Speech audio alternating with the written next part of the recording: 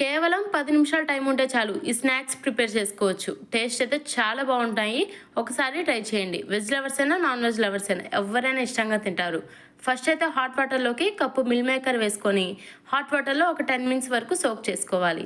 ఇప్పుడు ఈ విధంగా సోక్ అయిన మిల్ మేకర్‌ని వాటర్ నుంచి సెపరేట్ తీసుకొని, ఒక మిక్సింగ్ బౌల్‌లోకి వేసుకొని, టేస్ట్‌కి సరిపడా సాల్టు, కొంచెం పసుపు, హాఫ్ టీ స్పూన్ వరకు కారం, హాఫ్ టీ స్పూన్ వరకు garam masala, half teaspoon వరకు చికెన్ మసాలా, అలానే హాఫ్ టీ స్పూన్ వరకు చాట్ మసాలా అయితే వేసుకోవాలి. చాట్ మసాలా, చికెన్ మసాలా ఈ రెండిటి వల్ల ఫ్లేవర్ చాలా బావుంటుంది. అస్సలు స్కిప్ చేయకండి. ఇప్పుడు వేసుకున్న తర్వాత ఒకసారి బాగా కలుపుకోవాలి. ఇప్పుడు దీంట్లోకి 2 టీ స్పూన్ల వరకు కార్న్ ఫ్లోర్, అలానే 2 టీ స్పూన్ల వరకు శనగపిండి అయితే వేసుకోవాలి. గ్రామ్ ఫ్లోర్ అనేది వేసుకోవాలి.